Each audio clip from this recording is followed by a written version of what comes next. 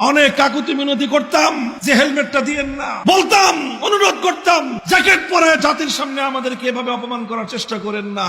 আরে এমনও দৃশ্য দেখেছি, আমরা কোর্টের গারদে 15 জন 20 জন বন্দী আছে, সকলের জন্য খাবার আসতেছে, ওই সমস্ত বন্দীরা আমাকে একটু আপ্যায়ন করতে চায়, পুলিশরা বলতো যে সবাইরে খাবার, কিন্তু হুজুরদের খাবার দিতে পারবেন না। কেন? সিসিটিভিতে দেখতেছে, যদি ওনাকে কেউ খাবার দিচ্ছেন দেখা যায়, আমাদের একটারও চাকরি থাকবে না। আমাদেরকে কোর্টে যখন তুলতো, আমাকে কোর্টে তুলবার সময় আমাদের চরম আপত্তির মুখেও একটা হেলমেট পরাতো, বুলেট প্রুফ জ্যাকেট পরাতো, আর এইভাবে জ্যাকেট পরায়, হেলমেট পরায়, হাতের মধ্যে হ্যান্ডকাপ লাগায় মিডিয়ার সামনে আমাদেরকে তুলে ধরতো। অনেক কাকুতি মিনতি করতাম যে হেলমেটটা দিয়েন না, বলতাম, অনুরোধ করতাম, জ্যাকেট পরে জাতির সামনে আমাদেরকে এভাবে অপমান করার চেষ্টা করেন না।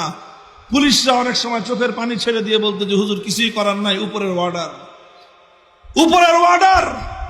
আরে এমনও দৃশ্য দেখেছি, আমরা কোর্টের গারদে 15 জন 20 জন বন্দী আছে, সকলের জন্য খাবার আসতেছে, ওই সমস্ত বন্দীরা আমাকে একটু আপ্যায়ন করতে চায়, পুলিশরা বলতো যে সবাইরে খাবার, কিন্তু হুজুরদের খাবার দিতে পারবেন না।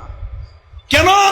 সিসিটিভিতে দেখতেছে, যদি ওনাকে কেউ খাবার দিচ্ছেন দেখা যায়, আমাদের একটারও চাকরি থাকবে না। এইভাবে দিনের পর দিন, এইভাবে 3টা বছর এক একটা করে দিন কেটেছে, এক একটা দিন মনে হয়েছিল হাসরের মাঠের দিনের মতো। আমরা এগুলো সহ্য করেছি, আলহামদুলিল্লাহ, আলহামদুলিল্লাহ সহ্য করেছি। এর বিনিময়ে এই দিয়েছেন আল্লাহ পাক, 2024 সালের 5ই আগস্ট দুপুর বেলায় আমাদেরকে কোথাও মাহফিল করতে হয় নাই, কোথাও মঞ্চ করতে হয় নাই, কোথাও সমাবেশ করে মূর্তির বিরুদ্ধে আমাদেরকে কোনো কথা বলতে হয় নাই। আমাদের সেই 4 বছর আগের কথাগুলো আল্লাহ পাক টেকনাফ থেকে তেতুলিয়া প্রত্যেকটা ইমানদারের হৃদয়ের মধ্যে ঝংকার তুলে দিয়েছেন।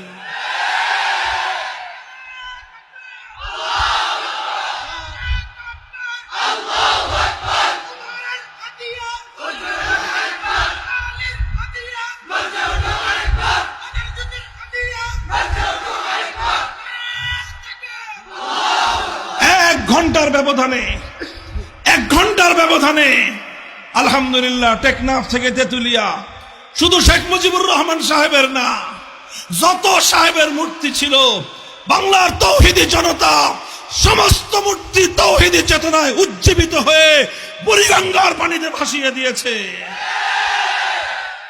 দেশপ্রেমিক সেনা সদস্যরা পর্যন্ত তাদের সেই সংরক্ষিত জায়গাতেও কোনো মূর্তি রাখে নাই। সুপ্রিম কোর্টের মতো সংরক্ষিত জায়গা, আমরা বলেছিলাম মুসলমানদের বিচারালয়, মুসলমানদের আদালত, থেমিসের মূর্তি বসায়েন না। ওনারা আমাদের কথাটা শুনে বিল্ডিং এর সামনের থেকে নিয়ে বিল্ডিং এর ভিতরে মাঝখানে সংরক্ষিত জায়গায় থেমিসের মূর্তি বানায় রাখছে, বা সেই থেমিসের দেবীর মূর্তি বসায় রাখছে। 5ই আগস্টের পরে যে জিজ্ঞেস করলাম, ভাই থেমিসের মূর্তিটা কই? কয় হুজুর মূর্তি তো নাই, ওই যে মূর্তির পিছনে যে বেদি ছিল, ওই বেদিরও কোনো খবর নাই। আমাদের তো কাউকে কিছু বলতে হয় নাই, মানুষের মনে মনে এই আওয়াজ কে তুলে দিয়েছেন? আলহামদুলিল্লাহ। হে মুসলমান, তুমি তাওহীদের আওয়াজ দাও, তুমি তাওহীদের আযান দিয়ে যাও। মুয়াজ্জিনের কাজ হলো আযান দিয়ে দেওয়া, মুসল্লিদেরকে ঘর থেকে ধরে আনা মুয়াজ্জিনের কাজ নয়। তুমি আযান দিয়ে দাও। আল্লাহ বলেছিলেন আমাদের পিতা ইব্রাহিম আলাইহিস সালামকে, ওয়াজ্জিন ফিন নাস বিল হজ ইয়াতুকা রিজালান ওয়া আলা কুল্লি দামিরিন ইয়াতিনা মিন কুল্লি ফাজ্জিন আমিক। হে ইব্রাহিম, আল্লাহর ঘর বাইতুল্লাহ বানিয়েছো, এবার বাইতুল্লাহর পাশে দাঁড়ায় আযান দাও, মানুষ যেন হজ করতে আসে। ইব্রাহিম আলাইহিস সালাম বলেছিলেন, মানুষ নাই, জন নাই, কেউ নাই, এই জনমানব শূন্য পাহাড়ি প্রান্তরে আল্লাহ আমার আযান কে শুনবে? আল্লাহ বলেছিলেন, ইব্রাহিম তুমি আযান দাও, কিয়ামত পর্যন্ত তোমার এই আযান পৃথিবীর প্রতিটা মানুষের কর্ণকুহরে পৌঁছে দেওয়া আমি আল্লাহর জিম্মাদারি। বলেন, প্রতি বছর লক্ষ লক্ষ মানুষ ইব্রাহিম আলাইহিস সালামের আযানে জবাব দিয়ে বাইতুল্লাহ যায় কি যায় না? কিয়ামত পর্যন্ত যাবে কি যাবে না? ভিসা পায় না মানুষ, লাইন ধরে মানুষ যেতে পারে না, লক্ষ লক্ষ কোটি কোটি মানুষ ইব্রাহিম আলাইহিস সালামের ডাকে সাড়া দেওয়ার জন্য পাগলের মতো প্রস্তুত হয়ে আছে। ইব্রাহিম আলাইহিস সালাম চিন্তা করেছিলেন, আমি আজান দিলে শুনবে কে? ইব্রাহিম আলাইহিস সালামের পর হাজার হাজার বছর পরেও সেই আজান শোনার মানুষ দুনিয়াতে আছে না নাই? হে তাওহীদের অনুসারীরা, হে ইব্রাহিমী আদর্শের পতাকাবাহীরা, আল্লাহর পয়গম্বর ইব্রাহিমের উত্তরসূরিরা, আল্লাহর নবী মুহাম্মদ আরবি সাল্লাল্লাহু আলাইহি ওয়াসাল্লামের সচ্চা উম্মতেরা, তোমরা উঠো, দাঁড়াও, তাওহীদের আজান দাও, তাওহীদের আজান দাও।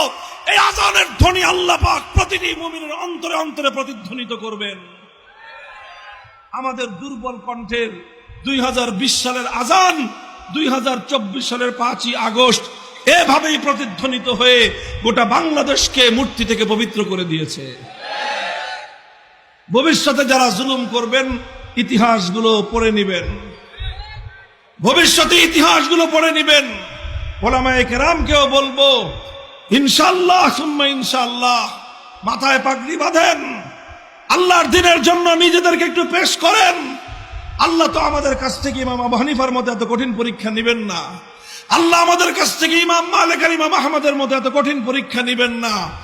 আমরা দুর্বল, আমরা একটু কদম উঠাই, একটু সাহস করি, আল্লাহ পাক ইনশাআল্লাহ সাহায্য করবেন এবং হকেরই বিজয় হবে ইনশাআল্লাহ। কথা বলেন ঠিক না বেঠিক? মুহতারাম হাজিরিন, ইনশাআল্লাহ এভাবে আল্লাহর দিনের জন্য প্রস্তুত আছি তো? প্রস্তুত আছেন তো? 5ই আগস্টের বিপ্লব মনে রাখবেন, এটাকে যে যেইভাবে ব্যাখ্যা করুক না কেন, এটাকে যে যেভাবে বিশ্লেষণ করুক না কেন, 5ই আগস্টের যে অভ্যুত্থান, এর যে বিপ্লব, এই বিপ্লবের যেই দৃশ্য সারা দুনিয়া দেখেছে, একটা দৃশ্যই দেখার মতো হয়েছে, সেই দৃশ্যটা হলো মূর্তির অপসারণ। কাজেই 5ই বিপ্লবের আইকনিক যে সিম্বল, 5ই আগস্ট বিপ্লবের আইকনিক সিম্বল হলো মূর্তির বিরুদ্ধাচরণ। এদেশের মানুষ মূর্তিকে বরদাস্ত করে না। হিন্দুরা তাদের মন্দিরে মূর্তি রাখবে, সেটা তাদের ধর্মীয় ব্যাপার, ওটা নিয়ে আমাদের আপত্তি নাই। কিন্তু মুসলিম জনপদে রাষ্ট্রীয়ভাবে কোনো মূর্তি বানানো যাবে না। যদি আবার কেউ অপকর্ম করে, আবার শাহজালালের উত্তরসূরিরা আবার গৌর গোবিন্দের বিরুদ্ধে মাঠে নামবে ইনশাআল্লাহ। হ্যাঁ, প্রস্তুত আছেন তো? পাহারাদারি করবেন, পাহারাদারি। আমি একটা কথা আমি এই গ্রেফতারের আগেও বলতাম, এখনো বলি, এই দেশে আমরা ভাড়াটিয়া হিসেবে থাকবো না। এটা খরিদা সূত্রে জমিনের মালিক আমরা। টাকা দিয়ে কিনি নাই, বুকের রক্ত দিয়ে কিনেছি। 200 বছর পর্যন্ত ইংরেজদের বিরুদ্ধে লড়াই করেছে আমাদের পূর্বপুরুষরা, স্বাধীনতার সংগ্রাম করেছে আমাদের পূর্বপুরুষরা। হাজির শরীয়তুল্লাহ তিতুমিররা এমনিতেই লড়াই করে নাই, আল্লাহর দ্বীন কায়েম করার জন্য লড়াই করেছে। আর সেই স্বাধীন ভূখণ্ডে উড়ে এসে তোমরা জুড়ে বসবা, আমাদের কাছ থেকে ভাড়া চাইবা, একেবারে হাত ভেঙ্গে ধরায় দিব হাতের মধ্যে। হিম্মত নিয়ে থাকবেন এদেশে।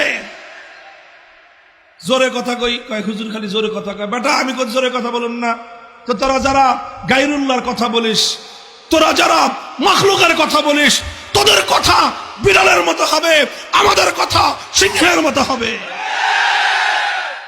কারণ আমরা তো ওই রবের কথা বলি, আসমান আর জমিনের মধ্যে যেই রবের চেয়ে বড় আর কেউ নাই।